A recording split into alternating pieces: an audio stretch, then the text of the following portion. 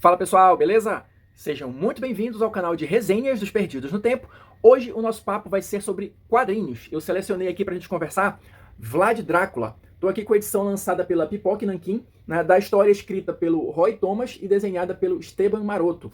A edição aqui é de capa dura, no formato grande, né, 28 por 21, com aproximadamente aí 100 páginas da arte em preto e branco, beleza? Então assim, antes de a gente mergulhar aqui nas páginas, só algumas curiosidades sobre essa história. Ela foi publicada originalmente em 1993, né, pela Top Comics. Na verdade, é uma minissérie em 3 edições que estão reunidas aqui nessa edição, né? Então a gente já tem ali a história fechadinha e completa. E outra curiosidade é que originalmente ela foi lançada em cores. Mas depois de um tempo, nas republicações, essa arte foi transformada, vamos dizer assim, ou foi reimpressa em preto e branco. E é o que a gente tem aqui, na edição da Pipoca e Nanquim.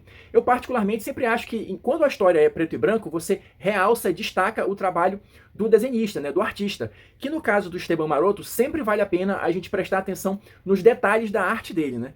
Quem tá ligado no movimento, quem tá inscrito já no canal há um tempinho, deve lembrar que o Maroto já apareceu aqui em outros vídeos, né?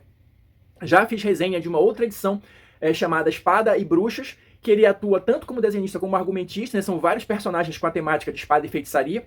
E uma outra edição que já apareceu aqui no canal é uma edição em homenagem à Sonja, né? A Guerreira Ruiva, que também é escrita pelo Roy Thomas e desenhada pelo Maroto. Então, se você tiver curiosidade de conhecer essas outras obras, é só pesquisar aí na nossa playlist de quadrinhos. Mas voltando aqui para o Drácula, vamos começar aqui o nosso passeio pelas páginas, né, da edição. Deixa eu mostrar logo aqui a arte de abertura, que tá bem legal, né? Bem bacana. Olha só, para vocês já sacarem um pouquinho da arte do Maroto, né? Olha só. Tá um visual meio Doutor Estranho, né? Mas tá legal, eu curti. Inclusive na capa aqui, né? Eu olhei rápido e falei, Doutor Estranho? Não, não, é o Drácula, enfim. Mas tá legal, eu gosto da arte do Maroto, eu acho que ele é bem detalhista e fica bem interessante as criações que ele faz. Olha aqui a página de abertura da primeira edição. Eu sou o Drácula. Bom, aqui um detalhe importante. Essa história aqui do Thomas, ele vai seguir por um caminho um pouquinho diferente do que a gente está mais acostumado a ver, tá? Ele decidiu aqui, quando ele estava em contato lá com a Top Comics para criar essa história, abordar um outro lado do Vlad Drácula que a gente não está muito acostumado a ver, porque a gente pensa logo no vampiro, aquela coisa toda e tudo mais. Aqui o Thomas decidiu contar a história do personagem histórico, né, da figura histórica do Vlad Drácula. Claro, ele vai entremear essa história toda com fatos históricos e com lendas a respeito da figura histórica, tá? Então isso é interessante. Ele fez uma pesquisa detalhada, né, segundo os extras aqui da edição informam, ele fez uma pesquisa detalhada sobre a vida do Vlad Drácula justamente para poder adaptar da forma mais fiel possível, né, para contar a história dele. Então ele vai entremear tudo que se tem registro, né, sobre esse personagem e também lendas que surgiram a respeito dele. Afinal de contas, não foi à toa que essa figura histórica inspirou o Bram Stoker a criar o Drácula que a gente está mais acostumado a ver, né, a questão do vampiro e tudo mais. Inclusive, dou logo um aviso aqui de cara. Eu vou comentar um pouquinho sobre cada uma das edições, para dar um panorama geral da história, mas no final eu vou dar alguns spoilers, né, sobre como a história termina, justamente para mostrar a diferença do que é a lenda original, né, em torno do Vlad Drácula e como ela difere da visão que a gente tem a partir da história do Bram Stoker, beleza? Então, olha só, a história vai começar justamente mostrando o Vlad ainda bebê, né? Ele brincando aqui com as heranças do pai dele, os símbolos, né, de poder do pai dele, que um dia seriam dele, né? A espada, uma espada que ele ganhou de presente, a capa, o medalhão, olha só, da Ordem do Dragão, né? Por isso que ele é Dracul, que se chama, né? E o Drácula se chama Drácula porque é o filho do dragão, é aquele negócio todo, né? Isso aí a gente já tá meio acostumado de ver a partir das referências do cinema. Mas aqui a gente vai conhecendo um pouquinho de como teria sido a infância do Vlad Drácula. Inclusive, claro, a história vai dando saltos, né? A gente já vê ele na adolescência, né? Também um pouquinho. O pai, o Drácula, melhor dizendo, ele não era o primogênito, tá? Ele tinha um irmão mais velho chamado Mircea, que tá, claro, antes dele na linha sucessória, né, pro trono da Valáquia. Mas aí a gente vai ver como é que foi a formação dele enquanto adolescente e tudo mais, vendo o tipo de justiça, né, severa, cruel, que o pai dele aplicava lá no reino e tudo mais, né, e ele presenciou isso desde muito jovem. Era uma discussão que a mãe tinha, né, que ele não deveria presenciar isso, mas o pai via esse tipo de demonstração como parte do treinamento dele para um dia ser soberano, né, da Valáquia. Então a gente vai acompanhar esses primeiros anos de vida do Drácula. E aqui um outro ponto importante. A gente é apresentado ao grande conflito que vai permear todas essas edições, né? Que é justamente entre a galera ali da Valáquia, do leste europeu, de uma maneira geral, com os turcos, né? Com a Turquia e tudo mais. Então ali a gente vai ter um conflito não só político, não só de exército, mas também com componentes religiosos. Porque, na verdade, eram duas fés que se combatiam ali. Aqui, uma das primeiras grandes reviravoltas que a gente vai ter na vida do Vlad é justamente quando o pai dele vai ao encontro do sultão, né, do Murad II, e ele acaba sendo capturado, olha só. Ele acaba sendo capturado porque eles tinham uma aliança, mas era aquele lance, era aquele tipo de aliança bem tênue, aquela paz tensa, né, que qualquer coisinha poderia desfazer tudo. E é o que acontece aqui. O Murad, ele vai, né, pegar os dois filhos do Vlad, né, o Drácula e o mais jovem, o Radu, para serem criados por ele, né, na corte dele, lá junto com o filho do sultão. Então isso era uma prática razoavelmente comum na época, né? Só que até onde eu me lembro, às vezes existia essa questão da troca de primogênitos, né, ou da troca de filhos, enfim, que era uma maneira dos reinos, em tese, garantirem a paz, porque um não ia atacar o outro para proteger o seu ente querido que estava no reino vizinho, né? Mas aqui não existe essa troca. O Murad II pega, né, os dois filhos mais jovens do Vlad e leva para a corte dele, onde eles vão ser criados, treinados na arte do combate e tudo mais, né? Então esse primeiro capítulo basicamente vai contar essa origem, né, vamos dizer assim, essa infância ali do Vlad Drácula até a adolescência, quando ele foi para a corte do Murad II. Essa parte da história vai encerrar justamente quando, alguns anos depois, o Vlad recebe a notícia de que tanto o pai dele quanto o irmão mais velho, o Mircea, foram derrotados e mortos pelas tropas do sultão, porque eles começaram a se rebelar. E aí o Drácula vai receber, né, os presentes que seriam dele, né, a espada, o medalhão, a capa e tudo mais, e vai ser nomeado pelo próprio sultão como o novo soberano da Valáquia. Justamente, ele passou esse tempo todo lá sendo criado na corte do sultão para, em tese, ser leal, fiel ao sultão e agir como o representante dele, né, vamos colocar assim, na Valáquia. E aí, de posse dessa missão, o Vlad volta para a Valáquia, assume o cargo lá de soberano, só que aí ele começa a demonstrar um pouquinho do que ele iria ser. Ele tá lá, assume os deveres dele na corte e tudo mais, só que aí, o que ele descobre? Que alguns dos conterrâneos dele traíram os exércitos do pai e do irmão. E esse foi o principal motivo da derrota deles. Mas o Vlad assume o cargo de soberano, continua sendo leal ao sultão, mas vai caçar todo mundo que traiu o pai dele, né? E aí vai começar a demonstrar os requintes de crueldade dele, né? Inclusive, olha, empalando todos os que ele considera traidores. Aliás, um fato interessante, pelo que é mostrado aqui na revista, o Vlad aprende, né? É educado também sobre a arte do empalamento enquanto ele estava na corte lá do sultão, né? Então é uma técnica que ele importou, né, e trouxe para a Valáquia quando ele se tornou soberano. Avançando aqui para a segunda história da edição, a gente vai ter, olha, o nascimento de uma lenda sombria. Esse segundo capítulo vai mostrar um pouco de como foi esse período, né, do reinado do Vlad na Valáquia. Então, como ele se estabeleceu na corte e tudo mais, como ele começou a se tornar um regente cruel. E aqui é um ponto em que o Thomas começa a misturar a questão das lendas em torno da figura histórica. Então, tem um lance aqui que ele conta que o Vlad ele era tão severo que ele colocou um cálice de ouro no meio da praça, porque ele tinha certeza que ninguém ia roubar aquele cálice, porque se roubasse apenas seria a morte e tudo mais. A justiça cruel dele, os empalamentos, as mortes todas. Então ele começou a criar uma reputação em torno dele pela crueldade e pela violência. Nesse mesmo período, apesar dele estar lá amando, vamos dizer assim, do sultão, ele nunca desistiu de vingar a morte do pai e do irmão mais velho. O irmão mais novo, o Radu, continuou lá na corte, tá? Servindo fielmente o sultão.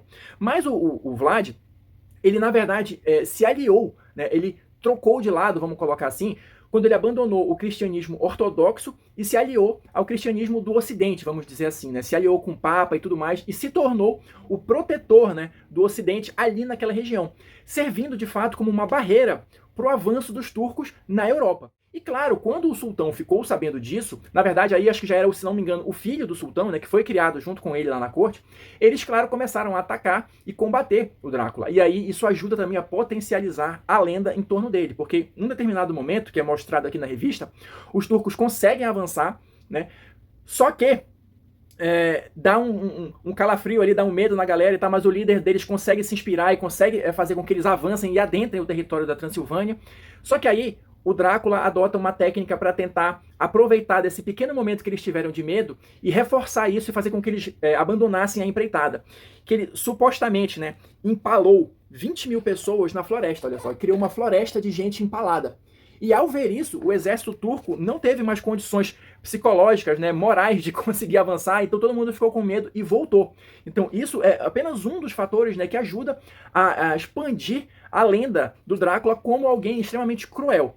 Né? Aqui a gente vai vendo vários pontos diferentes, né, da vida dele, e uma coisa que a história mostra aqui, mas não com muitos detalhes, é a vida pessoal do Drácula. Aqui a gente é apresentado a uma esposa, né, a primeira esposa dele, salvo engano, que ele chamava de Transilvânia, e ela acaba morrendo, olha, ela acaba se suicidando, porque os turcos dispararam uma flecha para dentro do castelo, dizendo que tipo, o fim estava próximo, que não ia ter jeito, que eles iam invadir tudo, e ela acreditou nessa história e preferiu se matar ao ser capturada pelo exército inimigo. Então ela se jogou do castelo, da fortaleza que o Drácula mandou construir lá, né, o tal do castelo do Drácula que a gente tem no nosso imaginário, né, uma fortaleza que ele mandou construir. Então ela acabou se suicidando, o que só fez potencializar o ódio que o Drácula já tinha em relação aos turcos. E aqui, chegando na terceira e última parte, né, uma nova ascensão, a gente vai ter os momentos finais do Drácula, né? Claro, eu tô contando aqui uma versão simplificada, mas vários incidentes vão sendo mostrados aqui na revista, né? Esse vai e vem, essa questão da inimizade e às vezes até uma aliança, né, entre o leste europeu e a Turquia é uma coisa que oscilou bastante nesse período. Então eles foram inimigos, depois tiveram que se aliar, depois se tornaram inimigos de novo. Tem toda uma trama que vai mostrando todo esse passo a passo, né? Mas nesse terceiro capítulo a gente vai justamente ver os momentos finais do Drácula enquanto regente, né? A gente vai ter, olha aqui, uma outra esposa dele com a qual ele teve 2 filhos, mas como eu falei, essa parte da vida pessoal dele, né, enquanto marido, enquanto pai, são apenas alguns momentos que são mostrados aqui na revista, não é dado muito enfoque nisso. Até que no final das contas, e só um aviso, aqui começam os spoilers, né? A gente vai ver como ele foi morto. E claro, spoilers de, sei lá, séculos atrás, mas enfim, quem não conhece a versão histórica, né? Ele foi morto por conta de uma traição, né? Então a gente vai ter aqui como ele foi traído e assassinado e foi decapitado, olha só, né? Através das artimanhas, né, do exército inimigo e tudo mais. E aí, ele foi decapitado, foi enterrado, né, num monastério lá sem a cabeça, olha só, porque a cabeça dele foi levada para ser exposta, né, como um troféu do exército turco. E aqui é que o negócio começa a entrar na parte da lenda. Porque, em princípio, a história acabou ali, né, olha só, a cabeça do Drácula sendo exposta no estandarte. Ainda se fala um pouco aqui do que aconteceu depois, dos filhos dele, qual foi o fim de cada um deles e tudo mais. Só que a história, em tese, acabou aí. Só que a revista avança 100 anos, né? E aqui, o que vai acontecer? A gente vai ser apresentado para alguém que 100 anos depois chega no tal do monastério, lá onde está o corpo enterrado do Drácula, e vai justamente dizer que o Papa mandou tirar ele de lá, porque ele era uma figura meio controversa e estava muito próximo do altar, vamos transferir o corpo para outro lugar, porque, enfim, não pega bem ele estar tão próximo de um local sagrado. Só que, na verdade, esse que chegou lá com essa missão, suposta missão dada pelo Papa, é um descendente do Drácula. E ele está em posse de um encantamento que é capaz de reviver o Vlad Drácula. Esse que é o lance. Só que o que vai acontecer? Ele não vai conseguir promover o encantamento da maneira como ele queria, né? Porque os monges acabam se revoltando, acabam ferindo ele e tudo mais.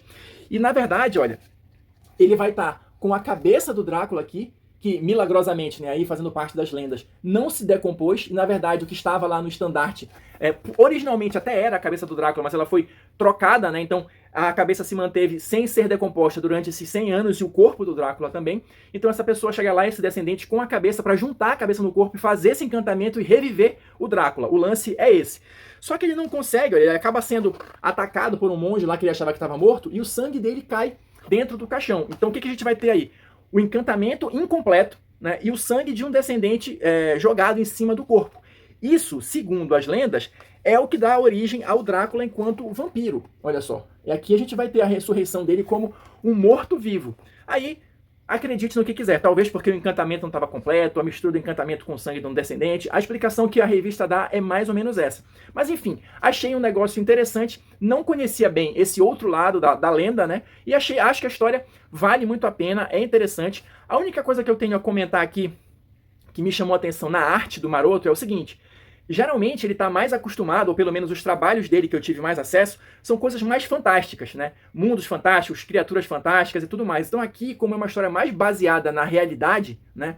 O desenho dele está um pouco mais contido, né? Não tem nada muito extravagante, não tem nada muito espalhafatoso, como ele costuma criar naquelas imagens belíssimas, mas não por isso o desenho dele está menos competente, tá? Então é uma história legal, o Thomas consegue amarrar bem as coisas, a arte do Maroto tá bacana também, e só pra gente fechar aqui, nos extras, a gente vai ter alguns textos, né, complementando as informações sobre o Vlad Tepes, né, o Vlad Dracul e tudo mais, e sobre o Bram Stoker também, né, e como é que ele descobriu essa lenda, como é que foi um pouquinho dos bastidores, né, da escrita do romance dele, né, do Drácula.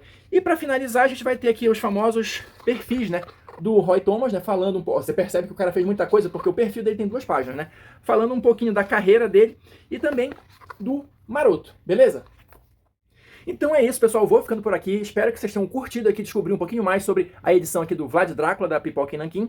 Quem assistiu até agora, muito obrigado, deixa aí seu like ou seu dislike, comentários pra gente continuar trocando ideias e informações, e a gente se encontra na próxima resenha.